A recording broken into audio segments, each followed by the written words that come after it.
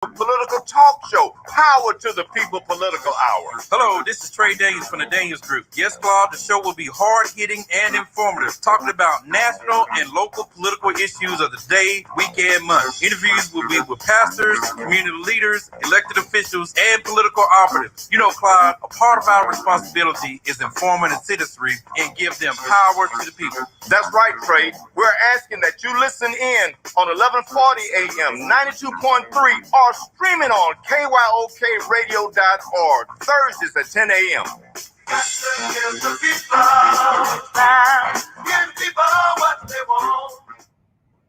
The legendary KYOK 1140 AM and 92.3 FM. The legend continues. The views and opinions expressed on all radio shows broadcast on KYOK are entirely those of the host, guests, and callers, who are entirely responsible for all show content and do not in any way reflect the opinions of KYOK Radio, its sponsors, staff, or management. When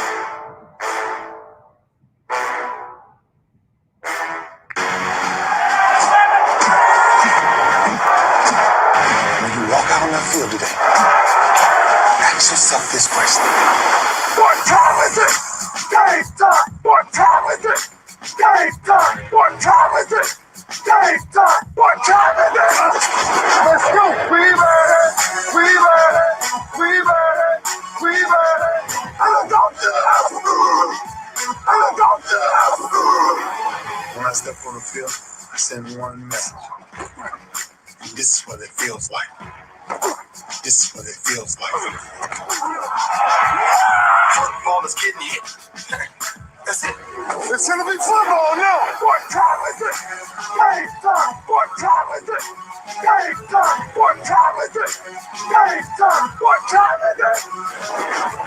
It's hot now! It's hot now! Let's go! It's hot! We ready! I'm going to the house! I'm going to the house! We're talking about the Jets like we're talking about the Saints. You know, all this, how like we the Miami Heat of football. Yeah. The bottom line is you got to buckle up the chin straps. It's embarrassing. Yeah. Don't disrespect the game like that. There's too much crying from him. He's a man. They can be a hit just like us. He's a man. You already make the big money. He's a man. Don't cry when you step on the field, man. That's war out there. When I step on the field, I send one message. This is what it feels like. Oh, my bad. You had to work in my world. What time is it? Game time! What time is it? Technical difficulties again today. What time is it? Pilot error. What time is it? Let's go! Let's go! Let's go! We ready? I'm going to the house! I'm going to the house! It's a wrap. Game over. No, this game is not over. It's just getting started right here on the lunch break on the legendary KYOK and the all-new 92.3 FM. It is our winning Wednesday. And, boy, I tell you what, Phoenix got off to a good start on the winning in Game 1 of the NBA Finals with a nice 118-105 win. And, man, Chris Paul, what can you say? Valencia King, what it do, niece? Happy winning Wednesday. Keith Hennick, what's up, bro? How you doing? Again, we're broadcasting live on AM 1140, 92.3, streaming live on KYOKradio.org, and also streaming on Facebook, YouTube, and Twitter. So, last night, the Phoenix Suns got it going and kept it going. And I got a couple of questions today, again, to some of the basketball purists and the armchair basketball aficionados, can't say armchair quarterbacks, but, to those kind of folks, I'm going to sound dumb. I'm going to sound like I don't know what I'm talking about. But the big question I have on winning Wednesday is, did inserting Giannis Antetokounmpo back in the starting lineup for the Milwaukee Bucks, did that hurt their chance to win? Let that sink in for a second. Did inserting Giannis back into the starting lineup hurt their chances to win? because Portis was playing his tail off. Portis brought energy. Portis brought electricity. Portis brought a balance to the offense. And did trying to get Giannis back in the starting lineup affect Milwaukee's ability to win? Hello, you're live on the lunch break. Who's this? Todd. Todd. Did you hear my question? Yeah, quick question. Okay, where are you on live now? Because you said like Keith and them were watching. So like, are you on Facebook's KYOK? Okay, so if you go to the lunch break KYOK, you'll find me there. On Facebook? On Facebook. Okay, you mixed it up on a player. I did. We had to move it off the personal page. People were getting too comfortable with me personally, and you know, I'm an introvert leading an extrovert lifestyle. All right, I found you at the lunch break. Okay, sports show. I got you. Okay, because I was trying to figure out where Keith was following that. Yeah. Okay. Yeah. Keith is on. You know, so I don't know what's up. The older gentleman has more, you know, social media savvy than the young stud. What's up with that? Man, I'm usually on that live stream. Yeah. I like the live stream. Yeah. And we miss having you live, bro. We miss having you live. So to answer your question, we've seen this before. Like, let me give you an example. All right. It's too small of a sample size. So to answer the question, over a long period of time, no. Let me give you an example. There were times when Kobe Bryant was playing for the Lakers where he'd be out a couple of games, right? Yeah. Or out a few games. And people would throw these analytical statistics together and say, are the Lakers play better without Kobe? And then as time went on, they started getting some really, really bad losses. And people were like, oh, well, no, it didn't look like that was accurate. So I'm just using that one example. But there's been times where stars have been out before on teams, and they'll take a small sample size, 3, 4, 5 games. Let me give you another example, Kawhi Leonard. This is a great example, AJ. With Kawhi Leonard out, they could only go so far. Yep. Okay? Yep. They were able to get by the Mavs, but that's the Mavs. They only had Luka, right? Then they were able to squeak by the Mavs, and then who did they play in the second round? Who was the team they got by in the second round? The Clippers. I'm drawing a blank, but I get what you're saying. Okay, so they got by the team, you know, in the second round. But to get past that, and to get past the Suns, you needed Kawhi. You know what I mean? In addition to what you already had, if that makes sense, right? Yep. You needed Kawhi. You weren't going to be able to get there. So to answer the question, are they better off? Okay, so yeah, they got by the Mavs first round, Utah second round, and then of course they lost to the Suns. So I even tell you how that part is even flawed. You know, the Mavericks, you got Luka by himself. Utah was down Mike Conley and 50% Donovan Mitchell, right? So it's a small sample size. We've seen this before. They were trying to make the argument that when Kawhi was out, this is where I was going with it, that they were playing better ball with more team ball with Reggie Jackson in there, Terrence Mann, and Paul George. And so I've seen this through the years. And I'm not just using Kobe and Kawhi as an example.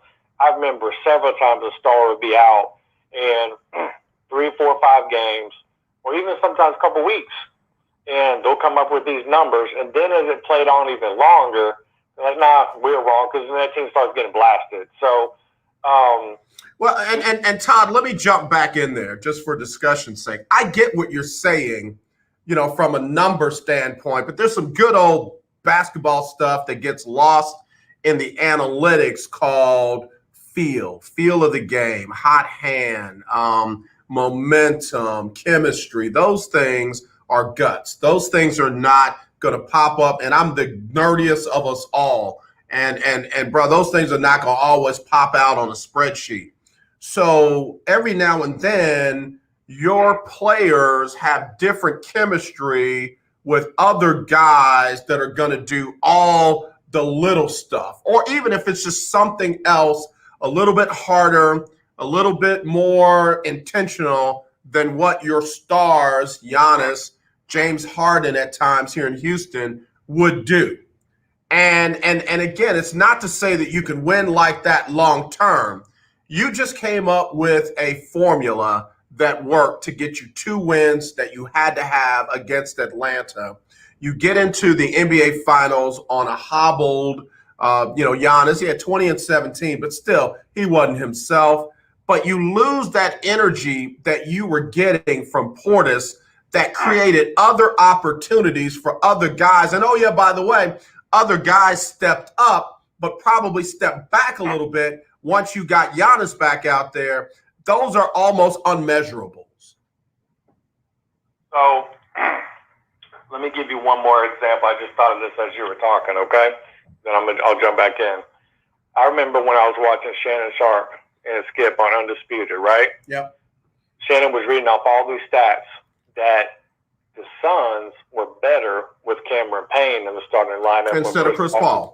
Right? You may have saw that clip. Yep. The problem with that analysis, it's too small of a sample size. Anything can happen in 2 games, right? Wait, hold that thought, Todd. Let me hit a quick break. I want to come back to that. We'll be right back right after this Winning Wednesday on the lunch break. If Ernest Hemingway was alive today, would he say this to you? Shakespeare, Mark Twain, Edgar Allan Poe, all great writers. And after reading your book, I simply must add you to the list. Wait, you don't have a book yet. So make a free call to Page Publishing. Their expert staff can help you turn your book idea into a real book, a masterpiece that could someday make the bestseller list in hard copy and digitally all across the world. Page Publishing can help you completely take your idea for a book, write it, and publish it. So if you want to join the ranks of some of the most famous authors in the world, call now for a free information kit. Turn your book idea into publishing gold. Make a free call right now to Page Publishing. 800-219-8332. 800-219-8332. 800-219-8332. That's 800-219-8332. Remember in the beginning, when you first started to build a life for you and your family, you never imagined it would come to this. Instead of living your dreams, you're living with debt. In fact, it's smothering you. Now there's a way you can take back control with one simple call. If you owe $10,000 or more in credit card debt, you qualify to receive a free, no-obligation consultation on how to get rid of that debt for good. Call the Debt Helpline now. We work on your behalf to reduce your debt. We specialize in credit cards, retail store cards, and medical bills. One simple call is all it takes to get the ball rolling to a debt-free life. Stop living with debt and start living your dreams. Call the Debt Helpline now. 800-958-2156. 800-958-2156. 800-958-2156. That's 800-958-2156. In need of tires? Check out OMG Tire Services and more. New and used tires, all the name brands you desire, located at 3126 Tidwell, between 59 North and Jensen. Give them a call at 832-767-3211. Top-notch service from beginning to end. When you're done, get your car hand-washed inside and out at OMG Tire Services and more. Located at 3126 Tidwell, between 59 North and Jensen. Call 832-767-3211. That's 832-767-3211. Conveniently located on the north side. The legendary KYOK 1140 AM.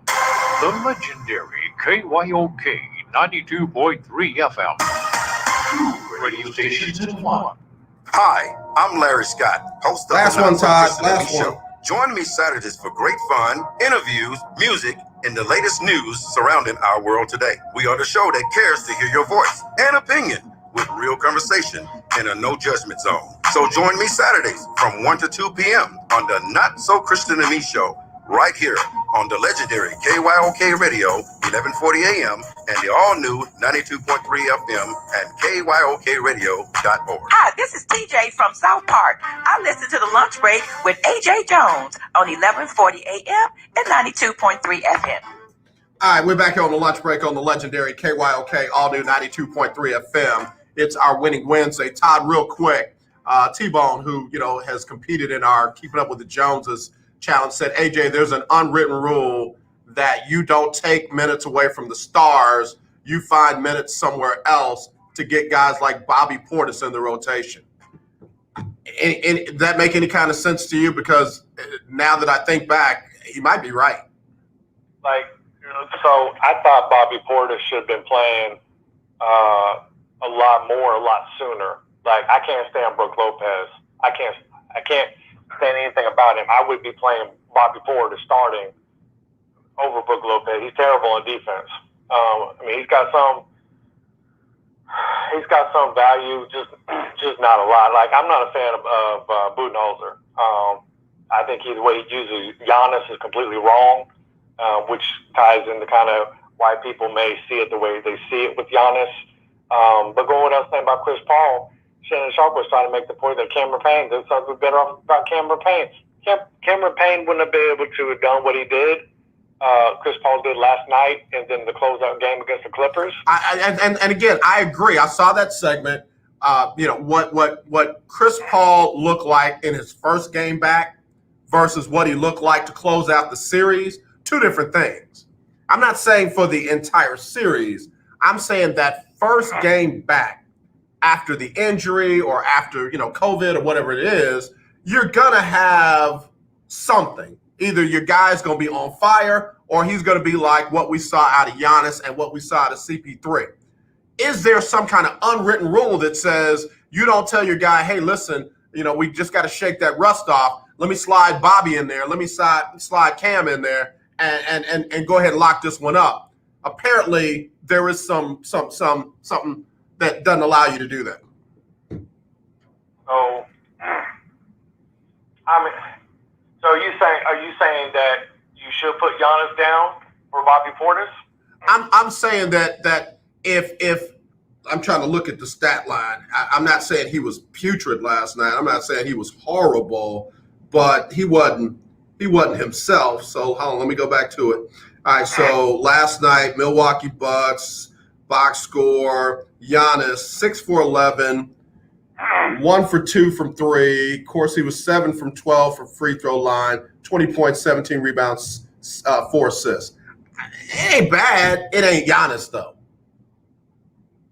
I've always felt with Giannis, he's got I've told you this before, he's battles a basketball identity crisis of who he really is as a player. Kevin Durant doesn't have that problem. LeBron doesn't have that problem. Chris Paul doesn't have that problem. They know who they are. They play to their strengths. Giannis keeps thinking he's a guard. He's not. He's more Shaq-like than Kevin Durant. I get that, but that's how Giannis plays all season long. So it's not like Giannis gets into the playoffs and changes, because he doesn't. I think that the defense has schemed Giannis differently in a series than they do on a night. Yeah, and Giannis is a guy 15 feet and in. He shouldn't even have the ball in his hands outside of that range because he can't create off the dribble. The offense has always done better with the Bucks when it runs to Chris Middleton. And when Chris Middleton can't get it, he should be dropping it off to Giannis that 15 feet and in. But that's not Budenholzer. I agree. But there is that one set that they have Giannis at the top of the key where you can see Giannis is almost like revving up. Giannis is almost like, Fast and Furious, where Dom is going to put it on the back wheels and let's go. And that's an effective play. Sometimes. It doesn't work every single time. And it's not when you're going to run, 4 times in a row. But I get it. Giannis would be almost unstoppable 15 feet in with some back to the basket, as well as, facing up against some of those bigs that can't guard him down there. They just can't. I mean, he's just too skilled, footwork, skilled hands, and skilled, thinking. What Giannis is legit at the rim.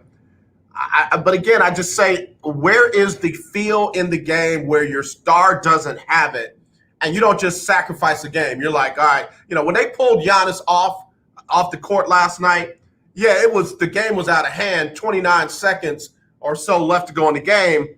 But trust me, Giannis was done before then. Giannis was done before then. They could have pulled Giannis out 4 minutes ago and took their shot with those last 4 minutes, giving that to Bobby Portis and letting him make the run. So they're not going to bench Giannis. I agree.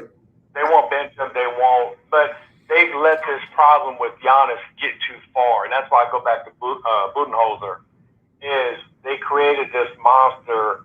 When I say monster, of letting him think he's something that he's not, and then you get so far along, and then it gets exposed in the playoffs. To your point, AJ, where teams are now can game plan about it and say, okay, let Giannis create from the three. He wants to think he's a guard. He wants to go in a 1-4 set, clear everything out. We love that because we don't want him on the block, right? Like an Ayton, and just throw it to him and do a jump hook right over us. We want him dribbling, and that's what I don't know if Budenholzer is getting is that when you let him play and create like that, and you don't have Middleton creating, then that's a win for the defense. I hope. And I wouldn't be surprised either, AJ, at some point if they fire Budenholzer. I don't care about them making the finals, because if you really look at how they play, you could really come up and say, man, this, and Kareem Abdul-Jabbar mentioned this on Instagram a few times. He goes, with the way they play and the style they use and the way they use Giannis, he's even commented he doesn't think you can win a championship that way. Yeah.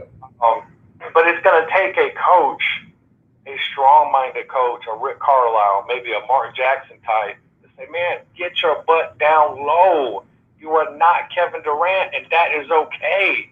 But we're in an era, AJ, where every big, you got Brooke Lopez thinking he Channing Frye, being a stretch, So I don't know. That's what frustrates me about Wait a minute now. You're going to leave Brooke Lopez alone. Brooke was 3 for 5 from 3-point land, so he shot 50% from the field. You're gonna leave Brooke Lopez alone. But that's my point, though. When they had Brooke, when they had Middleton, Portis, and when they had Holiday in those last 2 games against the Hawks, they were too big. They were getting open opportunities, and they were getting a lot of second chance points that they did not get last night. I mean, yeah, they out rebounded Phoenix 55-48. 9 of them were offensive, but it just wasn't the same energy. And I know you're playing against a different team. I know you're playing, a different series, what have you. But I don't know, man. I would be the predictable guy. Like, that thing was working the last time we played. We're going to at least give it a shot this time. And if it doesn't work, I'm going back to Giannis Antetokounmpo. I'm not going to, I'm not going to Chandler Parsons. I mean, come on. I'm going to Giannis. So here's also a thing for the Bucks. As Drew Holiday goes, if Drew Holiday has a bad game, they never win. Okay? You already know you're getting nothing from PJ Tucker. But let me throw this out to you. Wait a minute, hold on, man. I don't know what's up with you today, calling these cats out that I like, man. PJ Tucker is in the NBA Finals, and guess what? James Harden ain't. Russ Westbrook ain't. I can keep going down that list. Here's what I would do if I was. Look, Kevin Durant ain't. LeBron ain't. Here's the lineup I'd be starting, AJ. I like how you ignore me. Go ahead, Todd. I like it. Go ahead. I'm going to start Bobby Portis instead of PJ Tucker. Okay. I'm going to leave Giannis in there if the knee's not messed up. Right. Okay. Right. If Giannis is like, hey, I'm laboring, or the coach leaves, you got phone. Let's say Giannis is okay. So I got Bobby Portis at power forward. Yeah. I got Giannis. I'm going to keep Giannis at the other forward. I got Chris Brooks in the small forward, and I got Drew Holiday out there as well. Yep.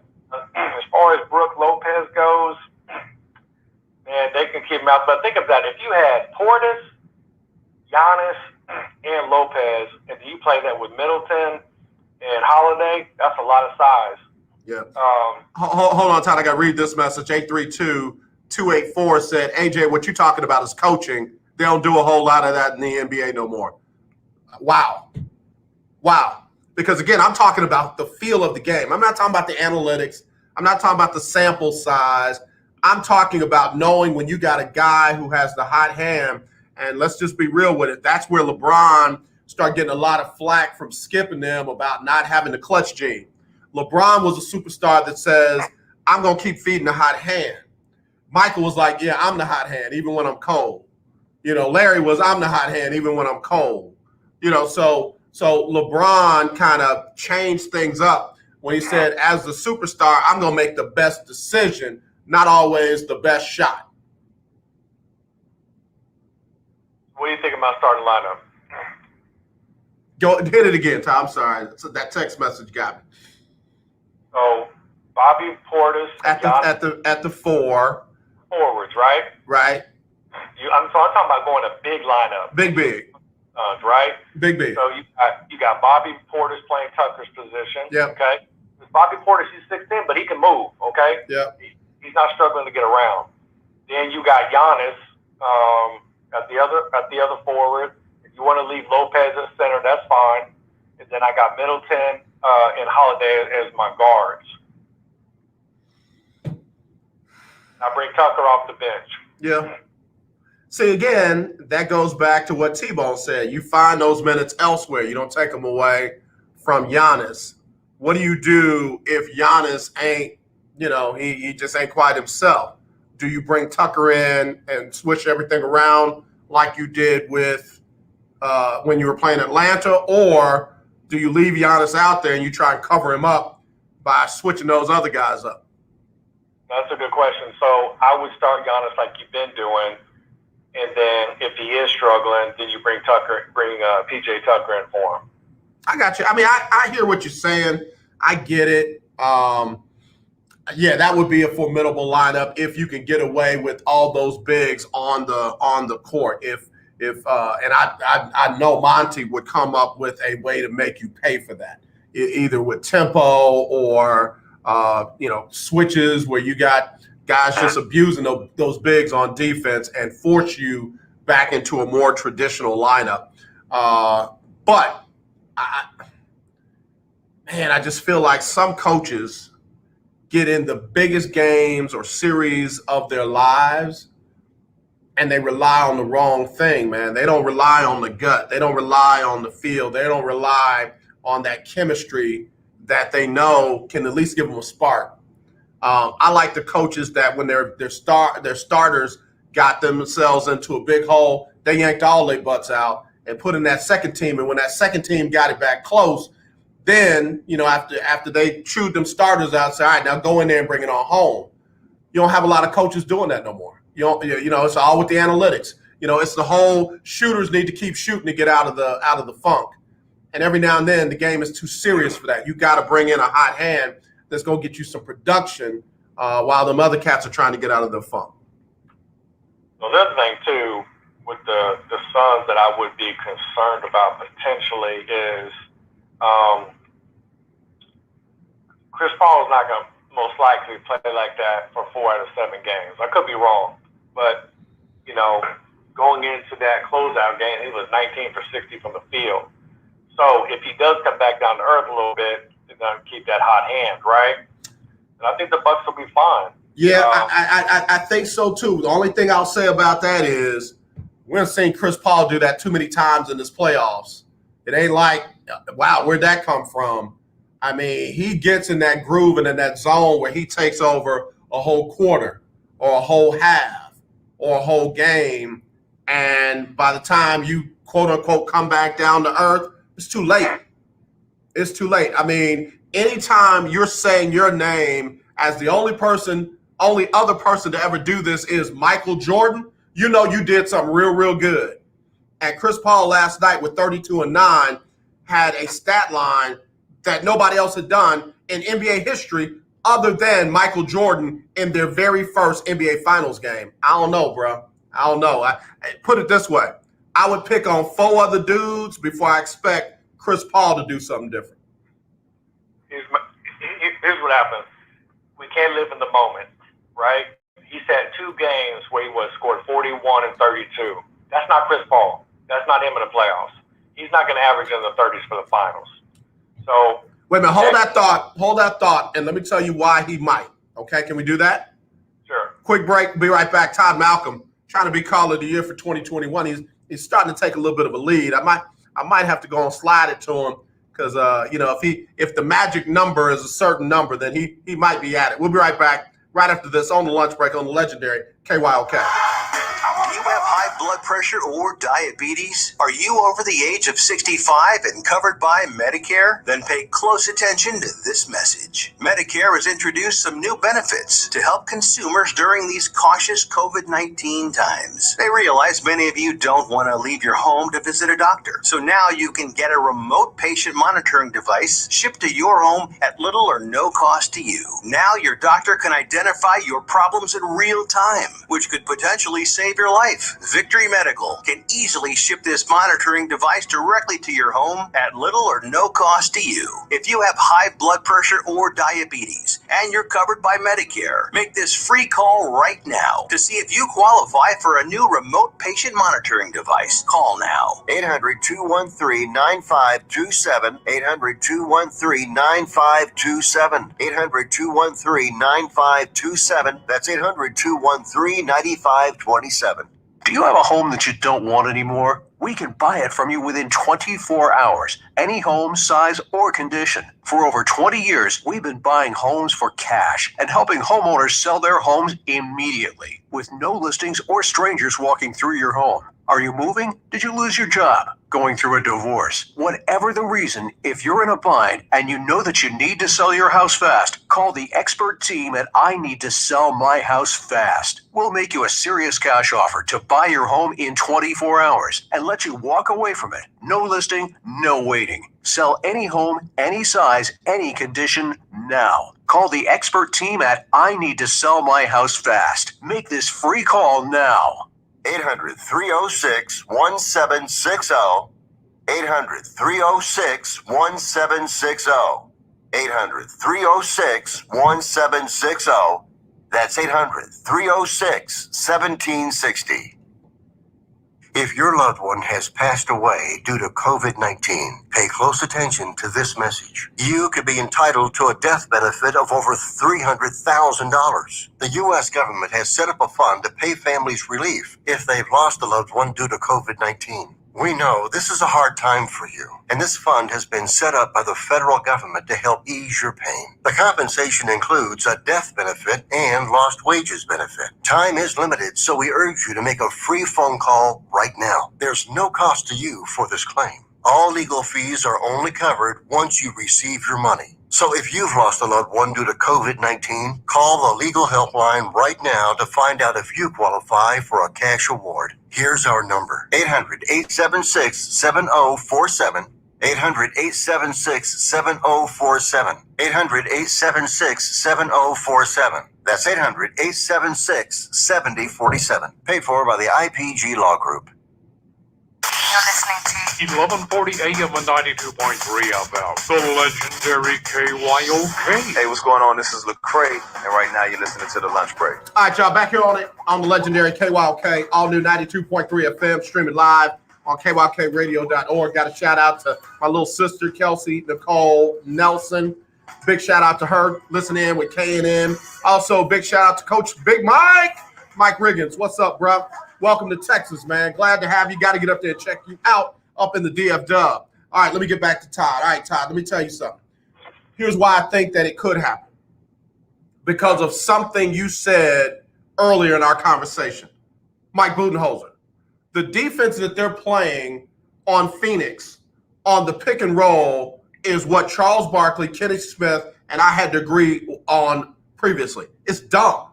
It's dumb because you're going under the pick and coming back underneath, dropping down and giving Chris Paul exactly where he wants to be. He doesn't have to worry about the role as long as you're going to give him room to get that mid-range jump shot. And there are people that want you to believe that Chris is a streaky, spotty, mid-range jump shot shooter. Baloney. Chris Paul is a deadly mid-range jump shot shooter. I know because that's what he was killing them with here in Houston when they won 65 games, had the number one seed in the Western Conference, and was 2 wins away from the NBA Finals before he got hurt. And what happened? They moved away from the mid-range game and went back to that three-point line, and they died a horrible, tragic death. As long as Bud is going to be dumb and have Chris Paul's defender drop down on the pick and roll and let Chris get to his mid-range spot, guess what? You're gonna see him in the 30s and up every time they do that. That's a fair point. Let me ask you this while you thought about it. While I think about it. Some people would take this as a shot at James Harden, but it is what it is. Is it fair to say Chris Paul is doing for the Suns what James Harden couldn't get done for the Rockets? Bruh. Can I go there? It's winning Wednesday. Let me chalk up a win real quick and hang an L on James Harden, Mike D'Antoni, and Daryl Morey. Chris Paul, I've said it before. You got dudes that play point guard, and you got dudes that are point guards. Myself included, fell in love with the fact that James transitioned into that point guard role, man, almost to a league MVP form. But what we forgot was the other things that point guards do that most cats don't even know need to be done. That's Chris Paul.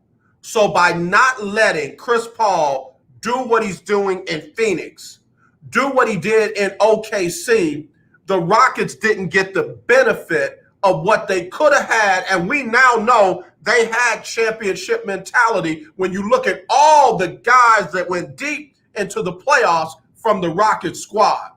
All they had to do was play the right players the right way and tell James to just, please forgive me, shut up and eat. This dude is going to get you the ball where you want it, and all you got to do is stroke that thing. But instead, they fed the wrong head of the monster. They fed James Harden. They had Chris Paul in the wrong role. They had him trying to buy into the role, and that wasn't good enough for Harden then. And then when Russ came, what did they do? They kept feeding the ball to Harden, and you got a true point guard that, once again, can't do his thing. Yeah, that's on Harden, that's on D'Antoni, and that's on Daryl Morey. I'll leave Tillman Fertitta out of it because he was probably too dumb, removed from it to know what they should have been doing. But Morey knew, D'Antoni knew, and Harden knew. Well, it sounds like you agree with my assessment. I definitely agree with your assessment. That's why I said, let me hang this L where it belongs. This belongs on Harden while he watching. This belongs on D'Antoni while he is watching right now. And this hangs on Daryl Morey. That's why they all watching Chris Paul about to win a chip. Yeah, I mean, they, as great as James Harden is individually scoring, he just doesn't have those other qualities and the tangibles like you mentioned about Chris Paul. He just doesn't. It is what it is. I mean, James Harden is really, really good at what he does, but I think you got to have a little bit more to win a championship. So I'm gonna say this, man. I'm gonna say this. James Harden when he was here, was what everybody thought Carmelo Anthony was. The dude that couldn't adjust his game to his new skills. James Harden ran cats out of the gym that could have helped him get a gym. Instead, he had to do it his way, and his behind is sitting down watching. Minor adjustments, bro. Minor adjustments. Valencia King TV said he's been a bucket, man. Talk about Chris Paul. He's been a bucket man. There's no scouting report that says Chris Paul can't get a bucket. And that's a direct quote from Devin Booker on CP3 from last night's game. I'm going to go with what Devin's saying.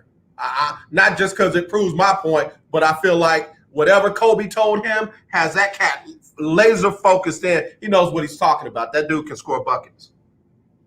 Yeah, I mean, it's going to be, if Chris Paul can pull this off, which I think they will in the end, I got the Suns winning it. And that's what I want to say to all my Buck friends out there and fans out there. Love y'all, man. I'm glad y'all in the finals. Been a long time, man. Been almost, 40 years, 50 years?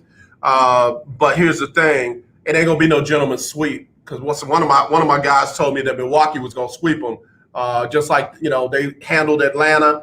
Like, they're giving Milwaukee credit for beating Brooklyn over and over and over and over again. If you don't know that Atlanta gave them all that they can handle, if you don't know Atlanta almost had Budenholzer fired before the series was over, I get it. They adjusted. They got the win. I'm not counting them out, but there ain't going to be no sweeps. And I doubt if there's going to be a gentleman's sweep. They're not going to win the next four. No, I think the Bucks will be fine. I'm not concerned. I think this goes six games. 6-7 games. I think it goes.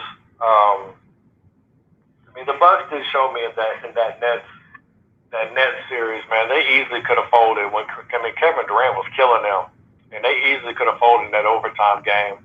So they showed me they got some resiliency. They're a little bit, I think, tougher. The perception, I think, of the Bucks is that they're finesse and they're weak. I don't think they get much credit. I think they look at Giannis. We hear balls, free throws, and stuff that they can get to him mentally. I think the Bucks will be okay. I think the Bucks are going to be. You're right. There's not going to be no sweep. So I've learned about the finals and the playoffs. You can't overreact to one game, right? Because the Bucks, if they bounce back in game 2 and win game 2, that's all they needed to do is get a game, away from Phoenix. Yeah. That's why I said last night. That's one. That's all it is one. I said earlier on one of my other stations that Chris Paul and Phoenix 3 wins away from their first NBA championship. That's a fact. Am I saying they're going to sweep? No. I'm just saying they won 1 game. All they got to do is win 3 more. Milwaukee still has to win 4 more. It's just facts. But all this sweep and gentleman's sweep and all that, that's why they play them, Doc. That's why they play them. And I stick by what I say. As long as Budenholzer and that defense drops down and lets Chris Paul get where he wants to get, he ain't afraid to shoot it. He's not shooting like Drew Holiday, who's tentative at best and trying to rise to the competition against him. Chris Paul trying to eat everybody. Chris Paul is trying to eat everybody. Let me go Mike Tyson. I'm trying to eat your children, doggone it. Chris Paul is trying to eat everybody. Yeah, I mean, Drew. Like I said, Drew Holiday got to step up, and Budenholzer got to get better. I mean, I won't be surprised if the Bucks don't win it. They will. There's a very good chance they'll fire him. And I know that sounds crazy. A lot of people are like, well, how are you going to fire the coach that went to the NBA Finals? It's because you could make the case that you probably should have won a championship. Right. Right. If the coach won a championship and you don't think you got a coach that can win you a championship, right? What's the point of keeping the coach? Right. Agreed. You got to move on, no matter close. How many? They don't give out trophies for close. Right. Right. Like the Suns win the championship, they don't have a second place trophy for the Bucks in another room that's silver. That's in a banner holder. There's no banner for that. Yeah. Yeah. Todd, I got to get ready to run, but what are you doing in the next hour? Man, me just working. All right. Well, do me a favor. Call me back around 10 after. I want to have a different conversation with you, but I gotta take this next caller. Can you do that for me? 110? Yep, about 110. Okay, I'll call you then. All right, talk to you then. Todd Malcolm. Let me take this other call real quick before we hit the top of the hour. Hello, you're live on the lunch break. Who's this? Brother AJ Ferdinand. Ferdinand, what it do, baby? Hey, man, I picked the Bucks and Suns, man. And look, this is Chris Paul's second final. He know what it takes to win. Chris Paul is a true champion. He knows how to be a coach. He knows how to be a leader, and he got his team right where he need them. On the other hand, now look, why are we talking about firing anybody who made it to the NBA Finals? Milwaukee have come a long way. They've learned, AJ, how to adjust up until this point. If they know how to adjust, they'll win game 2. But AJ, if they go down in game 2, they're in trouble. Let me say this to that point, Ferdinand, real quick. Budenhauser has bought himself at least another year, if not more. And all real talk, just you and me, and ain't nobody else listening. If Budenhauser finds a way to come back and win this series and win this championship, if he get on national TV and just yell in the screen, you can't do nothing but take it. You couldn't. I would take it. Anybody else that said he should be fired, he didn't know what he was doing, he's making it too hard. All we could do is wear that L and just realize that man laughed in our face. I won't be mad at him if he does that. I will say this. I still don't think he's the right dude for the job. I think that it's a combination of his talent, his bench coaches, and some of him. I don't think it's like you traditionally have it, where he's that leading coach that has everybody galvanized and all on the same page. I don't get that out of him. I really feel like he's the dude that's kind of over his head, but he got enough around him that it makes him look good. Yeah. Well, I had confidence in Milwaukee that they could make it, to where they are now. And whether people like that coach or not, man, he still, got Milwaukee in a final. It just, and like we stated before, that Chris Paul won't get a ring, AJ. I don't care who don't like it, and he can show James how it's done. It's not all about one individual. You have to coach the guys that are around you, make them believe in you, make them believe in themselves. And I think also too, AJ, that's what LeBron is trying to do. He knows he's a superstar, but AJ, if you don't get guys around you to get you to where you are, you're not going to make it. So you got to get those guys. That's what superstar guys do. Michael did it. LeBron has done it, and Chris is doing it. And so, Chris is well deserving. He's a totally different guy than James Harden, and I just, like I say, I see him winning a chip. Let me just say this, man. James Harden, I ain't trying to knock him real bad. Oh, absolutely. By no means, sir. Yeah. No means. James Harden is like the dude that gets the band together but can't sing. You know what I'm saying? Like Harold Melvin and the Blue Notes. I ain't saying Harold Melvin couldn't sing, but Teddy Pendergrass made the group. And James Harden is the dude that can't sing. He like Jermaine. Like, you can sing some, but Michael is why we here.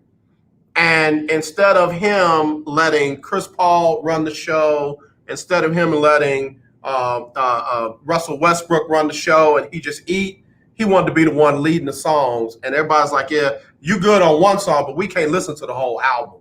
And that's why you see Chris Paul right now with these young cats. Man, he's eating and he's feeding them, man. It's just you can't get away from that because it's not all Chris Paul. Devin Booker's still eating. DeAndre Ayton is still eating. I'm telling, man, these cats, even on the night when my guy had a tough game, the dude with the only playoff NBA Finals experience, when Crowder had a tough game, it wasn't a bad thing. Why? Because you got a dude out there, Chris Paul, that can feed everybody else and cover Crowder up until he gets right. I'm not trying to kill James Harden, but man, he sure made this thing real, real hard. Let me hit the top of the hour. I'll be right back with you.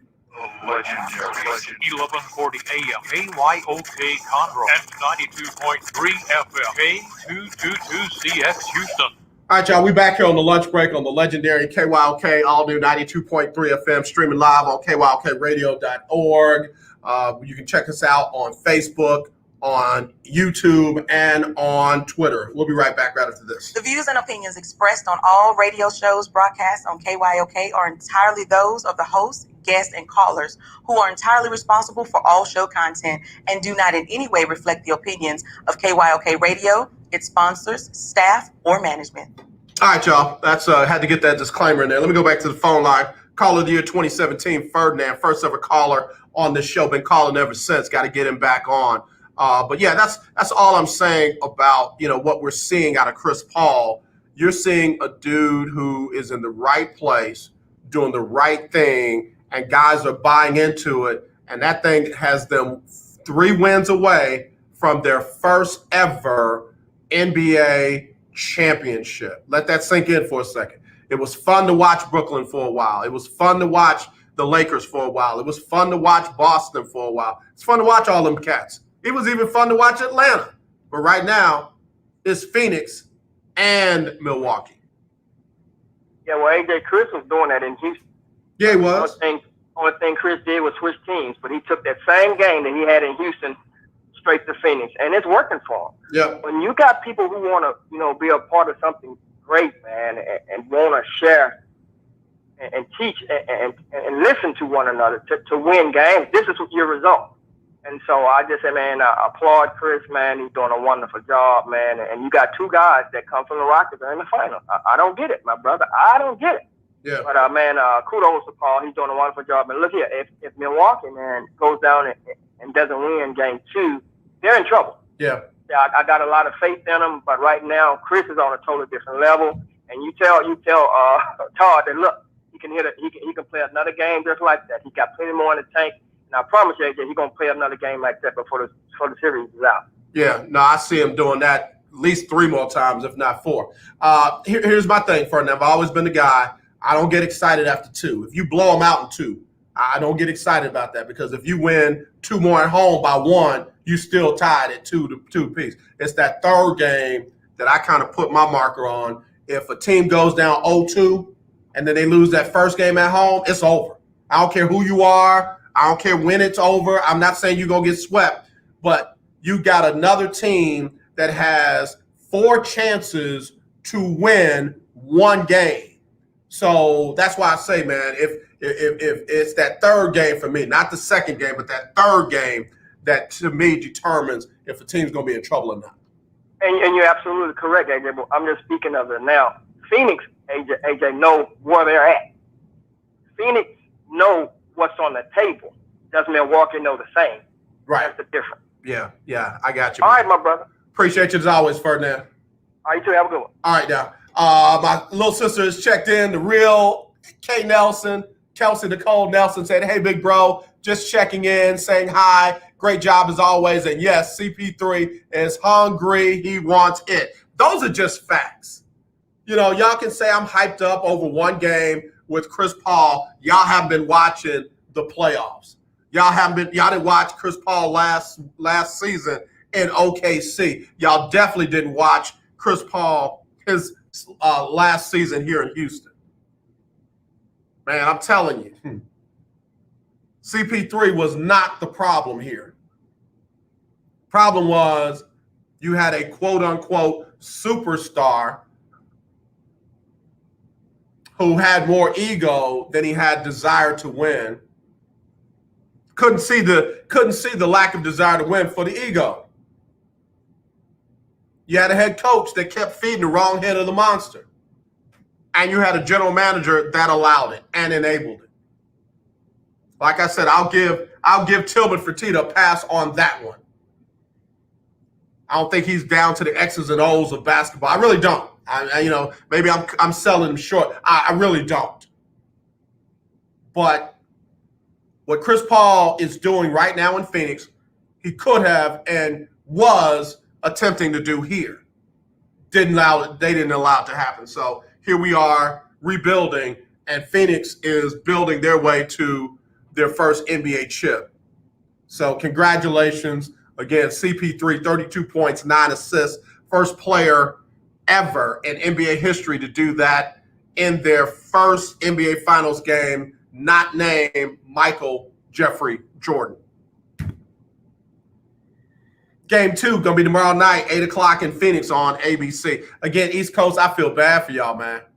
I feel bad for y'all. I don't know why they're doing that to y'all. What time did that game end last night on the East Coast? I'm not whining. I promise you I'm not. But the reporters on the East Coast trying to jump on the virtual interview after the game, man, that ain't no joke. That ain't no joke.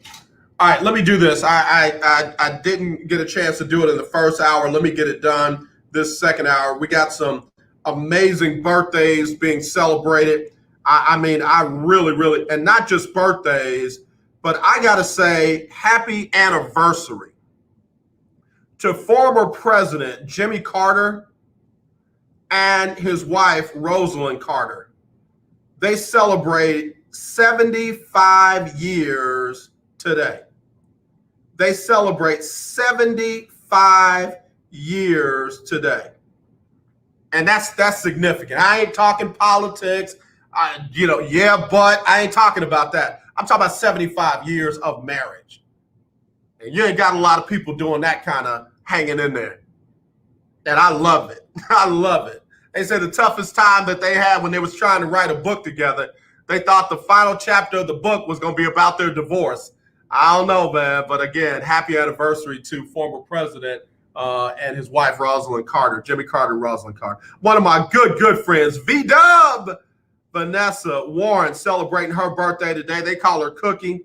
Keitra Williams is 37 today. Happy birthday to you. Jamie Calhoun, one of our interns here at KYOK, is 23 today. Jamie, stop growing. Stop growing. I got to hold you down, girl. I got to keep you at that young age. I don't let some people grow up. Jamie, you're one of them. My sister, Lakeisha Washington, celebrating her birthday. Milton Ant Wallace, 64 today. Victor Koyin is celebrating a birthday today, along with Chandra Gilliam. Chandra, you 59, girl. You look like you 19. Also, Del Trahan is celebrating a birthday with Renee Alexander, little biker girl that don't ride a bike. Donna Franklin celebrating her birthday. Big shout out to you and all the folks over there at KTSU. Dude who's been on my heart, former NFL player with the Miami Dolphins, came out of Tampa, Florida, Alfonso Roundtree. What's up, Tree? Happy birthday to you, man. Caitlin Ledbetter is 29. D. Ken Kim is celebrating a birthday today as well. And I know the greatest is out there listening to me. Yesterday was Phyllis Hyman's birthday in heaven. And Phyllis Hyman is somebody who's so near and dear to my heart. I told him yesterday, man, I didn't say it for a reason. It still hurts. It still hurts. And we were talking about mental health and stuff like that yesterday with our special guest, Rose Hope. And for somebody as talented and as gifted and as brilliant, I'll go there, and is as beautiful as Phyllis Hyman, to unfortunately be so caught up in her depression and anxiety that she thought taking her own life was the best way out, man. It just goes to show you never know what people are going through. You never know what they're going through. So Phyllis up in heaven, happy birthday. Happy birthday. All right, you know what I'm finna do. Let me get my guy on to sing happy birthday to all the birthday folks today. Oh, go shawty, it's your birthday. Ooh, it's your birthday. Go shawty, it's your birthday. Today's your day. Happy birthday to you. Yeah, man, listen, if you're celebrating a birthday or you got an important anniversary coming up, hit me up. You can text me 832-403-5005. That's 832-403-5005. You can also email me, aj@kyoksports.com. That's aj@kyoksports.com. Happy birthday to all the 7-7 babies. All right, let me get ready to take a break.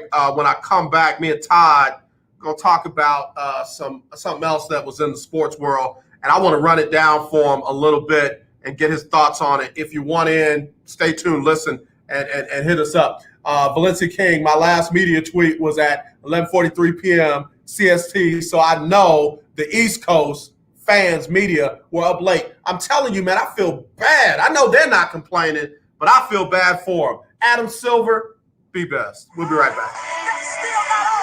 Are you paying too much for term life insurance? There's a tremendous price war among the major term life companies. Rates have dropped dramatically in the past 2 years. For example, a man age 45 non-tobacco user, $1 million of coverage is only $75 per month, level for the next 10 years. Or a man age 50 non-tobacco user can buy $500,000 of coverage for a monthly premium of only $110. Guaranteed not to change for the next 20 years. That's right, level rates for 20 years. And if you're a smoker, cover, we have great rates for you as well. At the Term Lifeline, we specialize in policies of $500,000 and above. So if you're looking for new or replacement term life insurance, call right now for a free quote. Rates and availability may vary by state. Sample rate quotes are based on preferred non-tobacco underwriting exam required to qualify.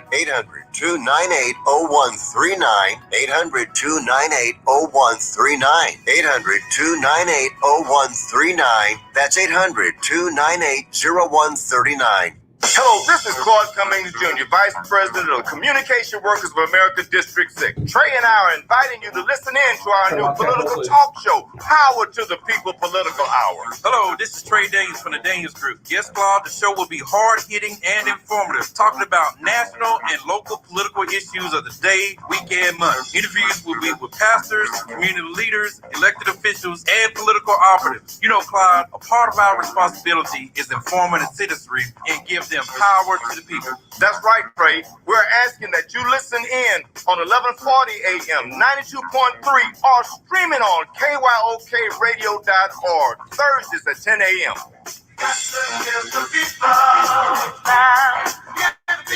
what they want. The legendary KYOK 1140 AM and 92.3 FM. The legend continues. I'm Ben Tankard, and you are listening to The Lunch Break. All right, y'all, we're back here on the lunch break on the legendary KYOK, all new 92.3 FM, streaming live, KYOKradio.org, and streaming on Facebook, YouTube, and Twitter. All right, let me go back to the phone line. Todd, is that you? Yeah, that's me. All right, Todd. So, thing I wanted to bring up, two things actually, because the other one just popped up. But the first one I wanted to bring up. So, Sha'Carri Richardson was not selected to be on the relay team in the Olympics, and therefore, she's done. There's no chance for her to get on the Olympic team unless they change their mind over the next week or so.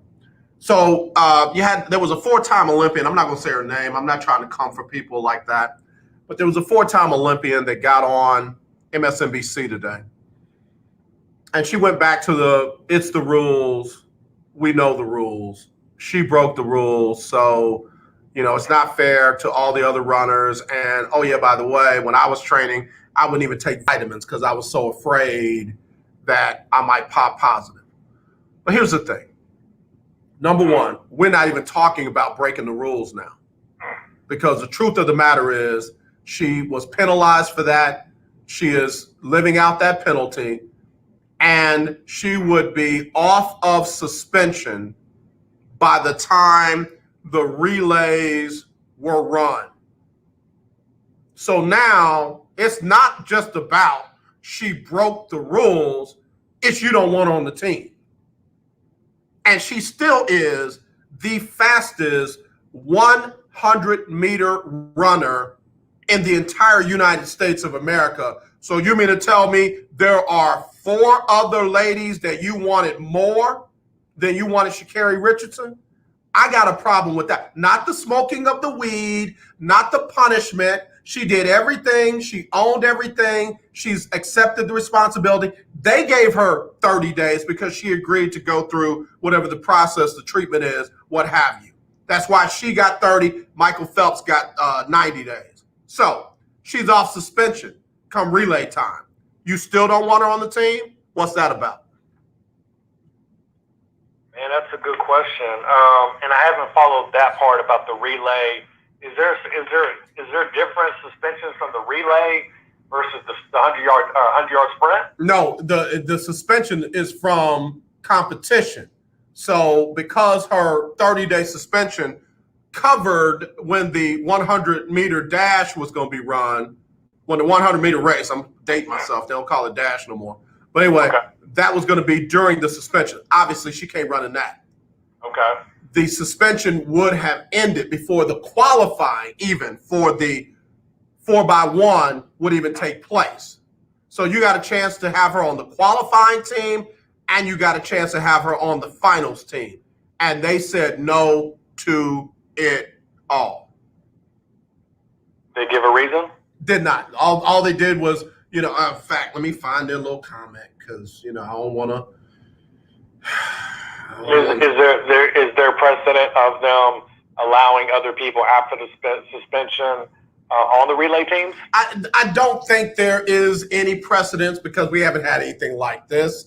It's just a matter of her suspension would be over. And somebody even text in, well, she, those other ladies are working together now, and blah blah blah blah blah. And somebody tried to say they've been working together for a long time. No, they haven't been working together for a long time, because that means you had already picked them before they even qualified for the Olympics. And if you're doing that kind of stuff, then we got the wrong people on top of the U.S. Olympic Committee. Yeah, that's a good point. You did not find out who they were going to be until they all qualified in the U.S. Olympic qualifiers. Yeah, the trials. The trials, right. Man, that is strange. I mean, if her suspension is up and she's eligible to run, why wouldn't you want her on the team? And the fact that you're not even bringing her as an alternate, like you're not even bringing her just in case somebody pulls that hammy. I mean, I feel like they piling on this young lady now, and that's what bothers me. And I want to give some love to somebody else on my page. In fact, I'm really looking forward to collaborating with this young lady, and it's none other than Kelly Brinkley. Kelly Brinkley, who is an Olympian herself. She is a 2012 Olympic bronze medalist. She is a track and field champion, of course, nationally and internationally. And she is trying to reshape the U.S. Olympic Committee to get some diversity on it, where we heard that before. Because you got people that are making those decisions that, well, they might not have everybody's best interest at heart. Good point. So let me throw out something to you. Do you think the committee that made this decision is kind of making a similar decision with Rachel Nichols? And let me tell you what I mean. So Rachel Nichols is not going to be doing the sideline reporting in the finals, right? Right.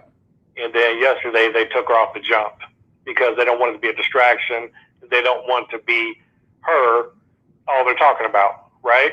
So do you think part of the reason is if they let it Miss Richardson run, that's all they're going to be talking about is that story. Is that because of that factored into part of the decision of maybe not letting her run, of that being the story and taking the attention off the team?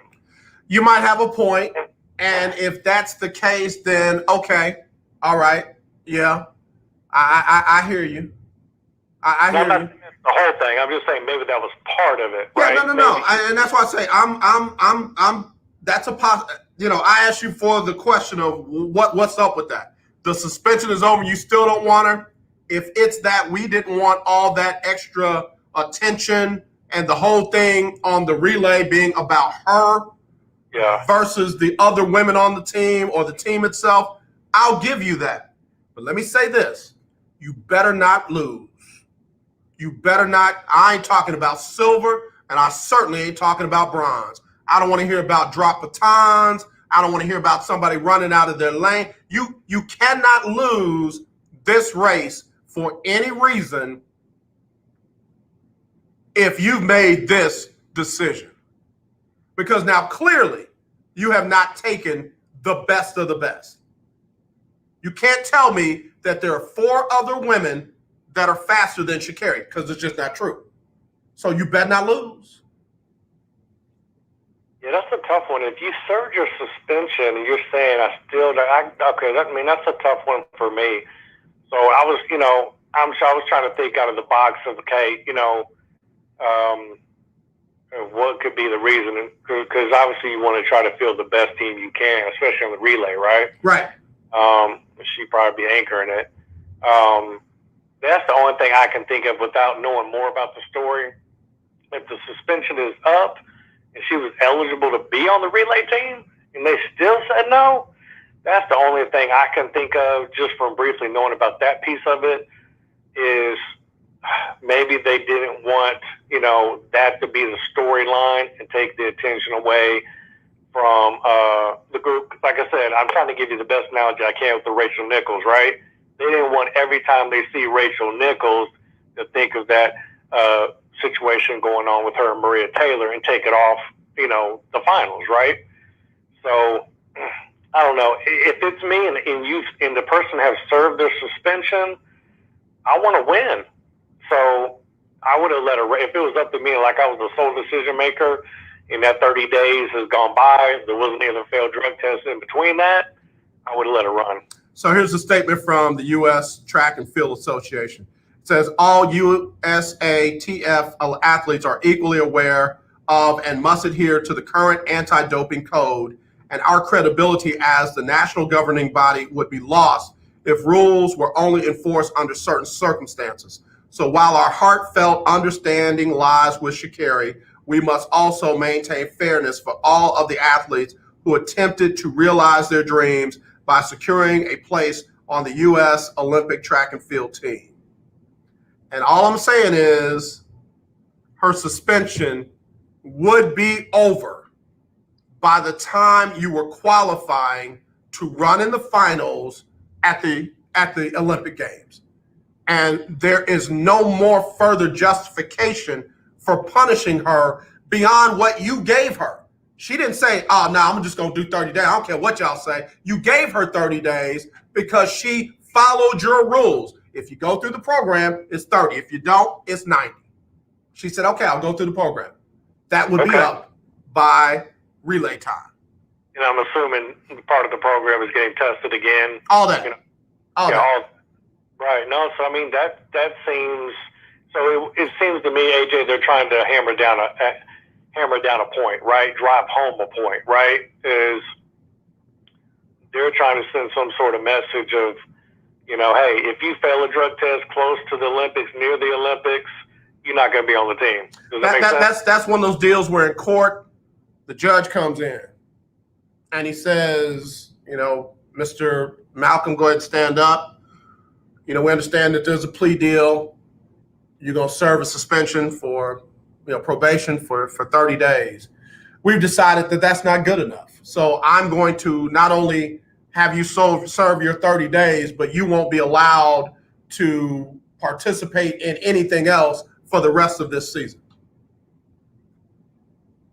Yeah, it doesn't seem right, but they're also trying to, and I'm not defending what they're doing, they're trying to protect an image. You know what I mean? It's like the NFL with the shield, right? The NFL, whenever somebody does something off the field, they always trying to protect, quote unquote, the shield, as they call it, right?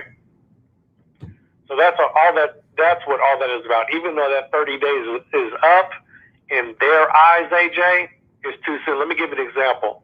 Let's say the time that relay was going to be done was 6 months from now, okay? That would have been enough time and distance between the failed drug test and maybe the relay that I can see maybe they let her on it.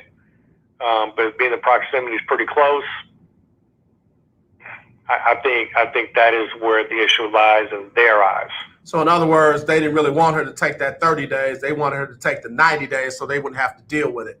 Todd, stay right there because I'm about to hit you with a couple of other names in a minute, if you got time. You got time? Yeah, go ahead. All right, quick break. We'll be right back with Todd Malcolm, just chopping it up on Winning Wednesday on the legendary KYOK, all new 92.3 FM, streaming live on KYOKradio.org. If Ernest Hemingway was alive today, would he say this to you? Shakespeare, Mark Twain, Edgar Allan Poe, all great writers.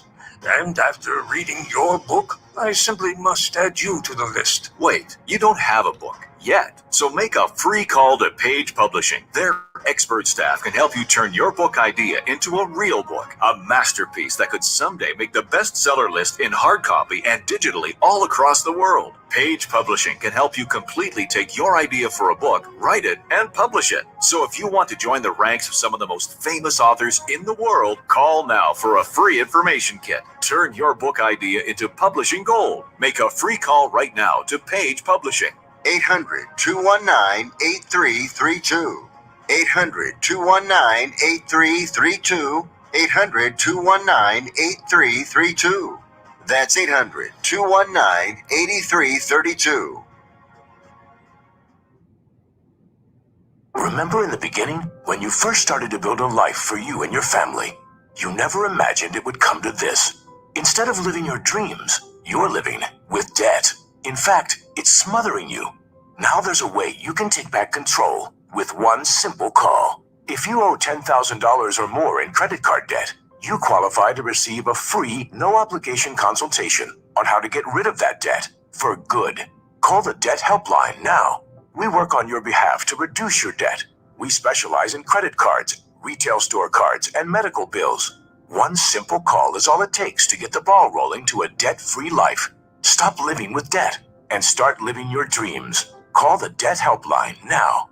800-958-2156. 800-958-2156. 800-958-2156. That's 800-958-2156.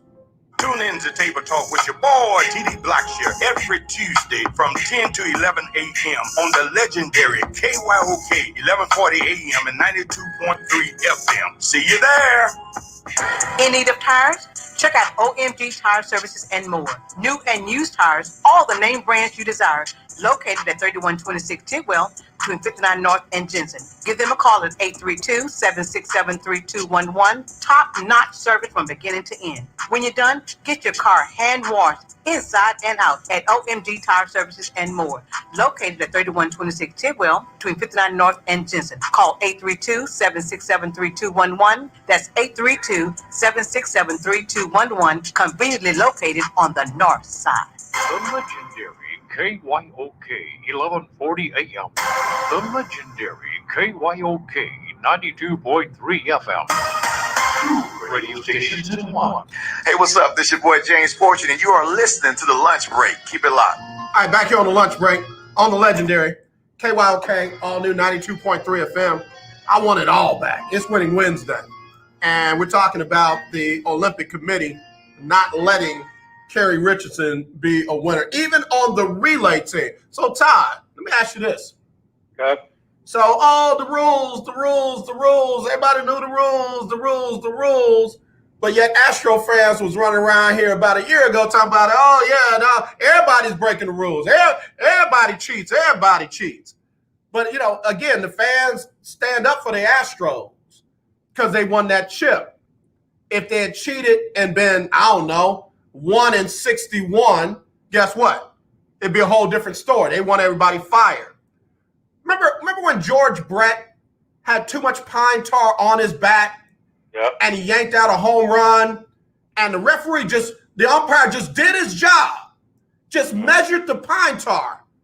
And George Brett ran out of that dugout I'm trying to tell you, they ain't have a whole lot of black umpires back in that day because the brother would have dropped him running at him like that. But everybody loves George Brett. George Brett ain't kept out of the Hall of Fame. George Brett ain't kept out of any, Kansas City Memorial Days. But Barry Bonds said, I don't know if I broke the rules or not. I don't know what they put in my body. And everybody hates him. Andy Pettit cried on TV. Yeah, I broke the rules. I shouldn't have done it. I only did it one time. I broke the rules because I was hurt and I wanted to get back out there and help. Everybody loves Andy Pettit, bro. Everybody loves Andy Pettit. All I'm saying is this. This is why I don't like when people pontificate about the rules. Because most times the person doing all the talking is a rule breaker themselves. And they'll like to say this, yeah, but. As soon as you say, yeah, but, you lost all credibility with me. Because now you're moving the goalpost. Well, I didn't risk my Olympic career by breaking the rule. Shut up. You broke the rules. You're a rule breaker. I'm listening, Todd. And that's a good point about the Astros. That's a real good analogy. Because them Astros fans, I'm not one. Their defense was everybody was doing it, right? It was really not a big deal. So, okay, so I could have went to your New England Patriots. I could have went to Tom Brady.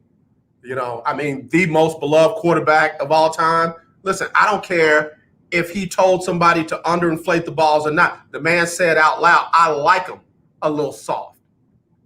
I'm sorry, bro. The rule is the rule. Whether it's a dumb rule, whether you did it, whether somebody else did it, it was a broken rule. The New England Patriots as a whole have been rule breakers. But everybody loves the Patriots. They still get to keep their championships. They destroyed evidence from them breaking rules before anybody else got to see it. So all I'm saying is, man, people pick and choose what they want to hold people's feet to the fire about. And Sha'Carri Richardson right now is, man, I sure hate to say it like this, but she's a tool. She's a tool. She's not a young lady. She's not a young girl grieving. She's a tool for somebody to exert their authority and send a message. I don't like that. Yeah, that's a good way, interesting way to look at it. I didn't look at it like that. To send a message. Okay. I can see that. When it's convenient for them, right? Right. That's a good point. I didn't look at it like that. I mean, watch this. I'm just gonna go ahead and just spill all the tea. Pete Rose got caught gambling on baseball. Mm-hmm. How many other folks didn't get caught? Mm-hmm. I'm talking about managers.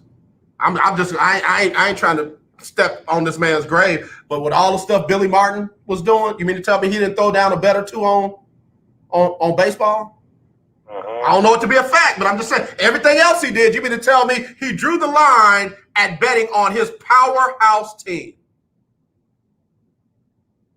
You just had a bad bookmaker with Pete Rose. You just had people that didn't know how to cover their stuff up in their head and put everything on paper.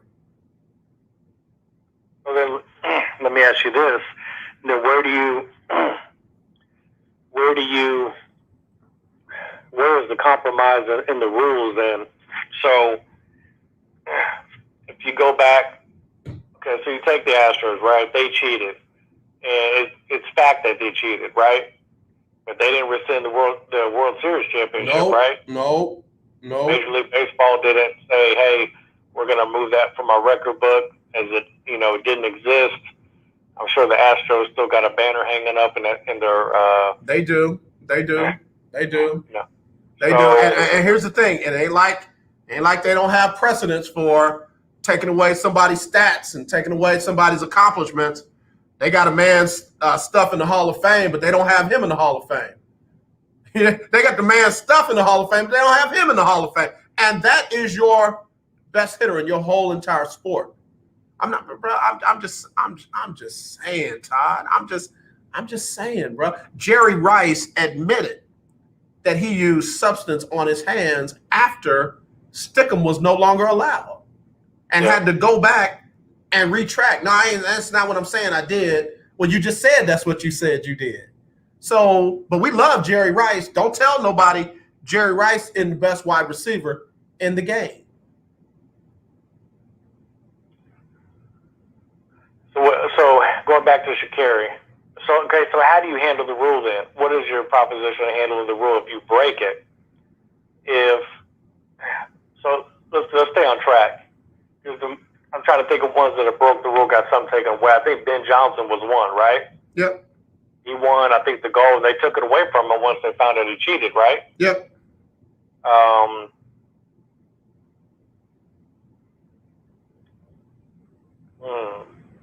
Track is different. Track is different. Track, they'll strip you of your medal and they'll send it to somebody else.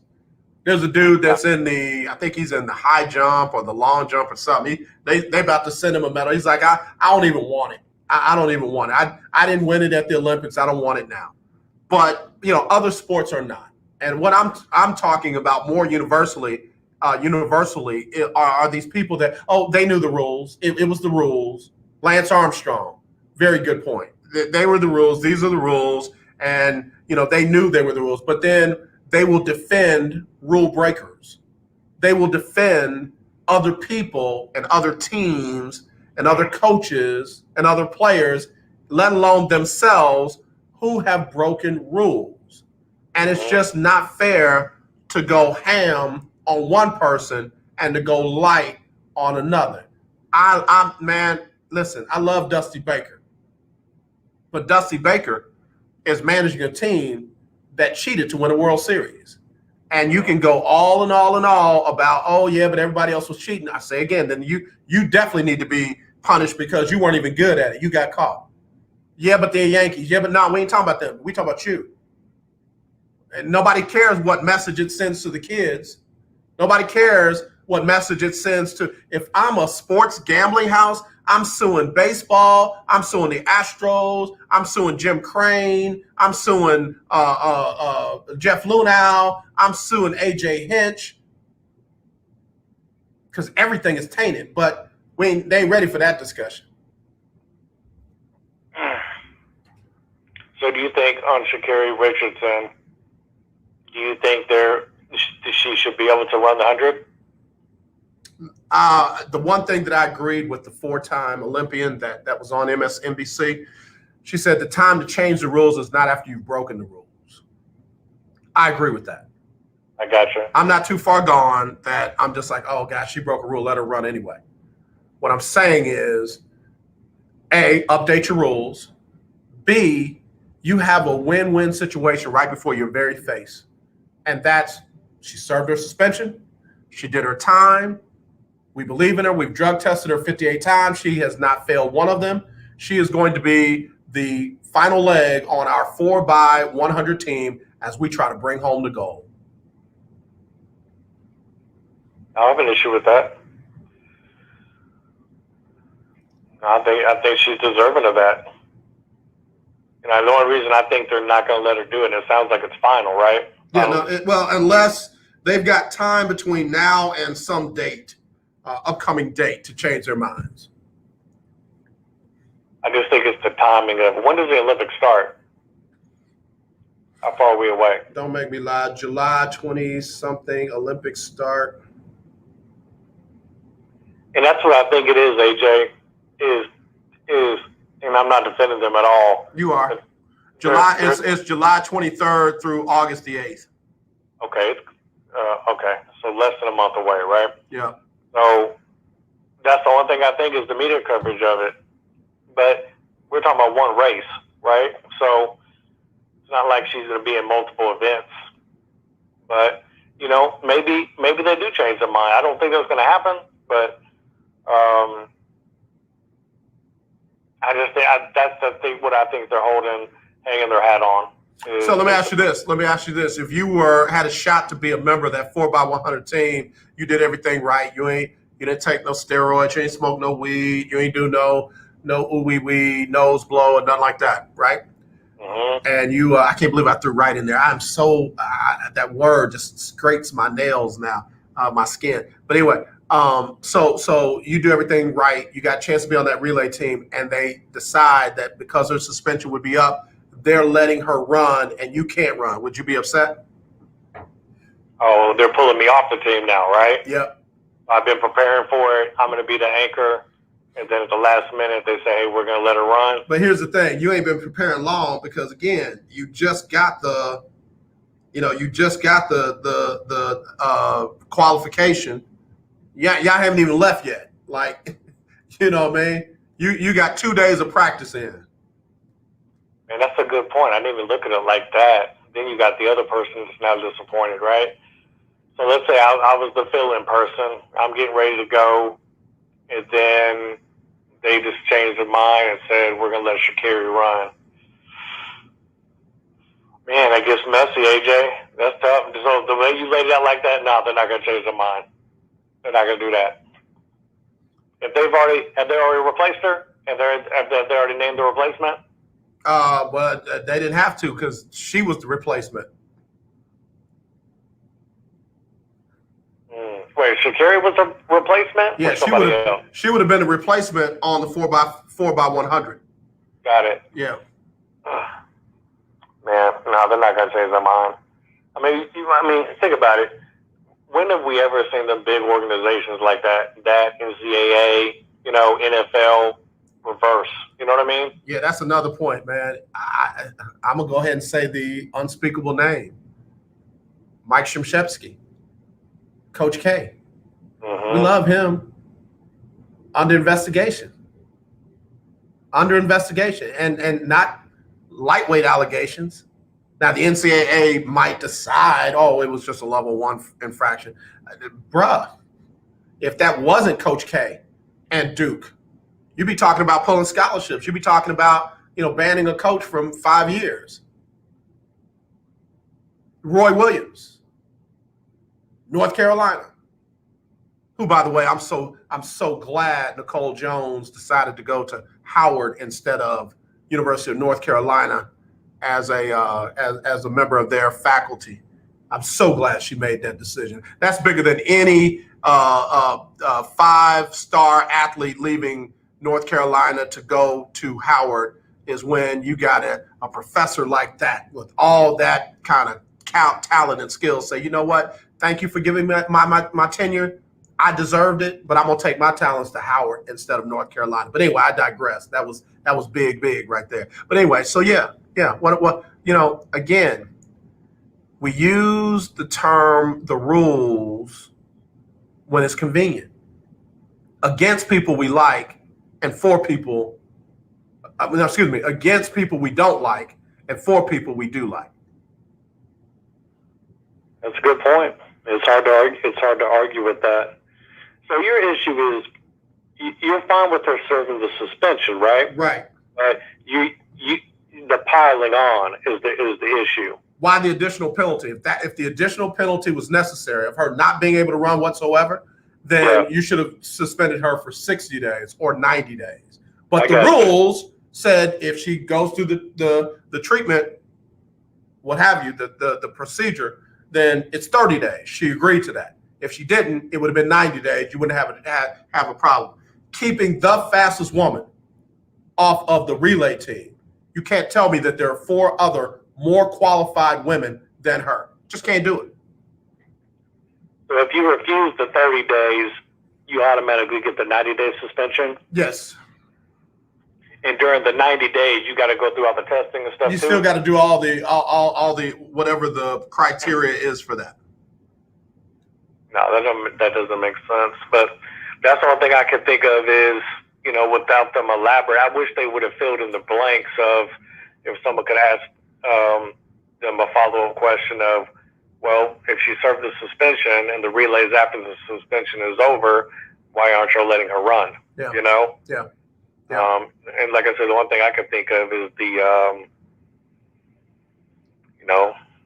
I guess the media coverage of it. I mean, because it would be a story, right? Yeah. It's going to be a story. Yep. I and again, that is the one argument that is plausible, but I'm going to even cut that one down because that's why you pay PR people and media relations people. And if they can't handle that little bit of smoke, they shouldn't be your media people or your PR people.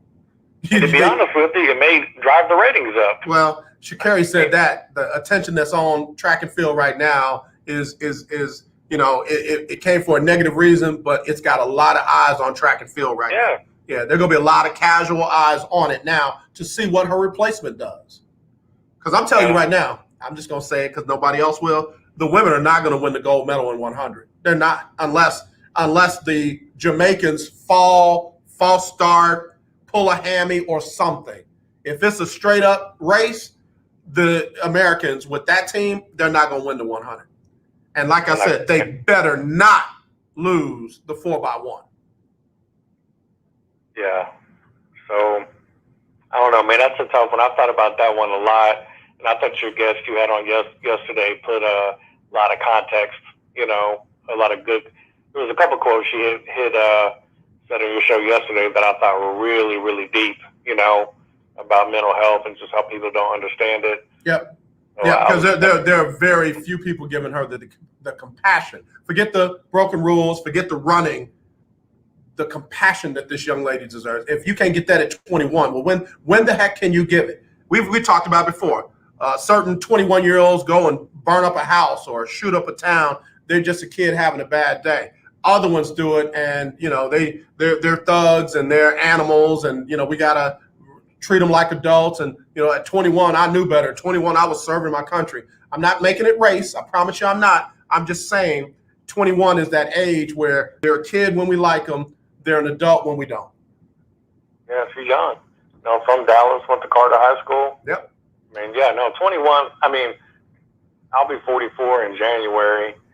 Yeah, 21. I mean, it's a totally different mindset, right? Yeah, let me mess it up for you. At 21, Baker Mayfield was drinking and driving. Yep. Learn from the cops. Tried to. Poor tip to. Tried to, though. I walked them down. On another note, Baker needs more money, man. The fact that they got that young man from Jacksonville making more money than Baker and Kyler Murray, man, I'd be mad. If I'm Kyler, I need more money. How much you want? I don't know. Is that it? No. Is that it? No. Is that it? Close. That's it? Okay, we good. Let's go. I mean, he don't say much, but give that man more money than Trevor Lawrence, please. That's embarrassing. Yeah, man, I don't know. I don't know if they're going to pay him because that's just where it is in the market, right? They're going to give him just like Joe Flacco got his money and all them other quarterbacks. Am I going to break? Where do you slot him though? Anywhere above these dudes right here: Jared Goff, Carson Wentz, Trevor Lawrence, Ryan Fitzpatrick. Anybody like that. Daniel Jones, anybody like that. I'm not saying you give him Dak Prescott or Patrick Mahomes money. I don't say you give him Deshaun Watson money, but you don't have Carson Wentz and Jared Goff making more money than him. That's where I was gonna. I'm not giving him Dak or Deshaun money, but I don't know. It seems like that's where it's going because Baker is not in Dak or Deshaun's category. I think Deshaun is better than Dak, but I think Baker is not as good as Dak. Yep. So but I would say Baker is better than Jared Goff. Would you? Absolutely. That's why I say Jared Goff, Carson Wentz. You got to pay him more than them cats right there. Yeah. No, I think he's proven that. So I don't know. We'll see how it all shakes out. But yeah, I think it's good dialogue with the stuff that's gone on this last couple of weeks of just what is quote unquote the right thing to do, and I think the right thing is one thing we'll never all agree on. You know? No, I agree. That's why you got to have independent people that have some diversity on these boards, so you at least get to the best decision possible. One of the things that I took in corporate America was called Six Sigma. I'm Green Belt certified. And when you're putting together a Six Sigma team to bring about some kind of change or process improvement in your organization, you don't just get yes people on the committee, because all the yes people will yes you right off a cliff if you're going in the wrong direction. You got to have some detractors who will say, no, we're not going to do that, and here's why. And it might cause other people to say, yeah, I don't like you, but you're right. We got to try and do something different. And that's why you got to have diversity on these boards, man. That's why you got to have diversity on these committees, because everybody's just going to be pulling in the same way for possibly the wrong reasons, and you get not the best result. Yeah, no, I agree. Yeah. Todd, I appreciate you as always, man. Thanks for co-hosting with me today. All right, man. Thanks, AJ. All right, appreciate it. Todd Malcolm, good dude, man. I think he might have locked up Call of the Year with that one right there. Let me take a quick break. We'll wrap it up right after this on the lunch break on the Legendary KYOK. It's Winning Wednesday.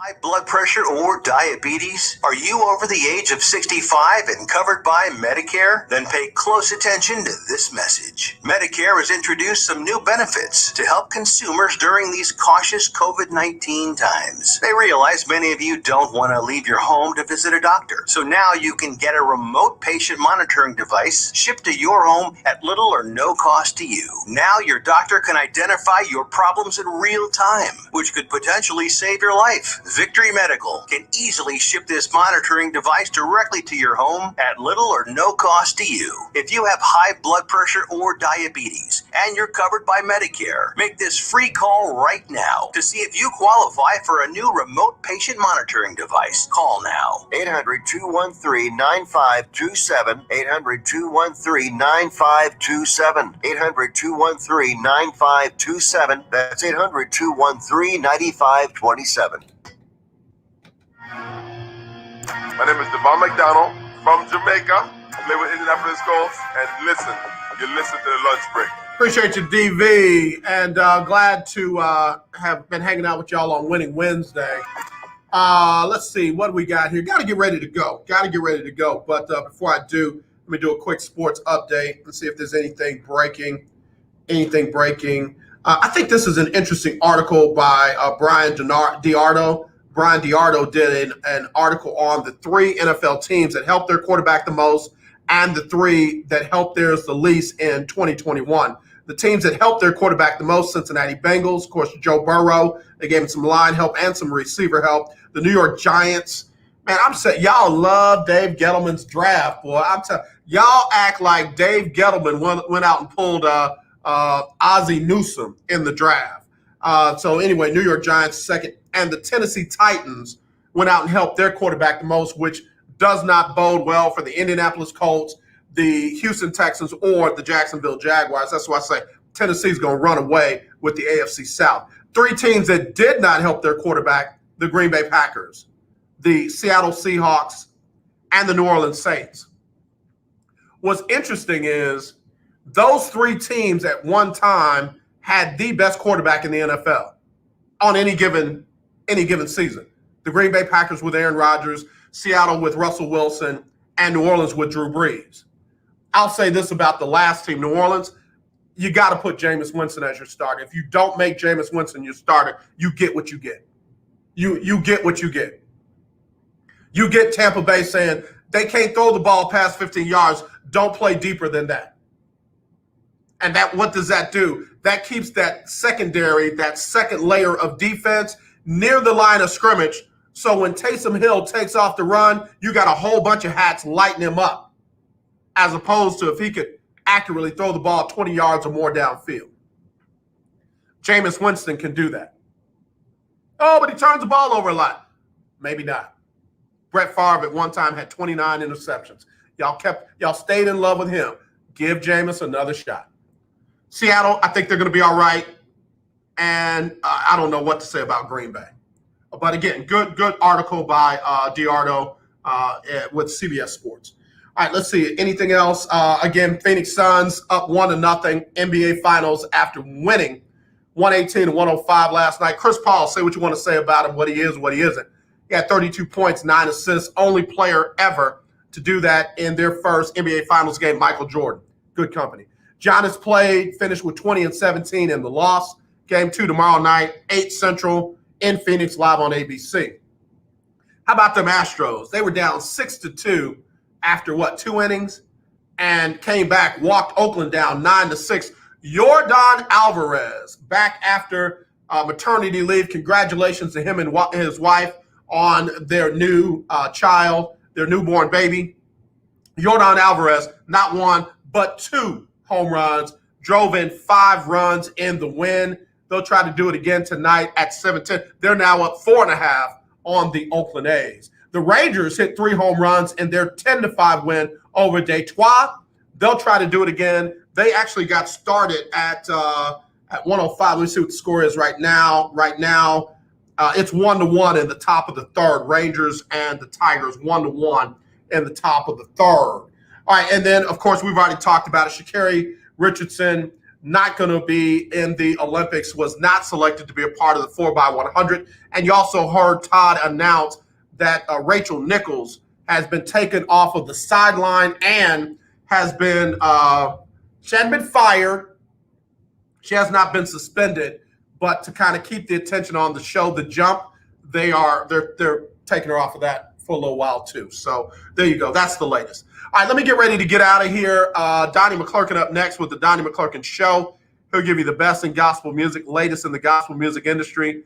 Donnie does his thing every Monday through Friday from 2 to 3. In the morning, you got Erica Campbell and Griff Get Up Mornings, followed by Shiloh Radio. It's going to be a great show tomorrow. Can't wait to hear that. And then, of course, your boy will be back with Throwback Thursday. Chris Gardner, Houston Round Ball Review will be my special guest again. We'll break down game 2 of the NBA Finals. And then, I'm looking forward to that. So, as always, let's not be divided. Let's be united. I do love you. There's nothing you can do about it. And listen, those variants are kicking in. So, please wear your mask where you're supposed to. Wash your hands like you're supposed to. If you want to, if you can, get vaccinated. I'm not trying to get political. I'm not trying to fight you if you got medical reasons why or just don't want to. Don't. But for those who do, it might be a good time to take a second look at that. And then when you see that racism, do me a favor, kill that. Kill that. Not the people or the person, but the racism. How you do it, you don't laugh about it, you don't joke about it, you're not silent about it. You kill it, you stop it. You say, listen, we ain't gonna do that right here. All right, as always, y'all, I love you. We'll talk to you tomorrow. So glad I can hear God calling me. All right, y'all, I hope y'all enjoyed the show. Again, I want to thank Todd for sitting in with me, by phone today. Unexpected, but that's how the show is. It's organic. We allowed it to grow. We'll talk to you tomorrow. Y'all be blessed. Not this, definitely this, okay?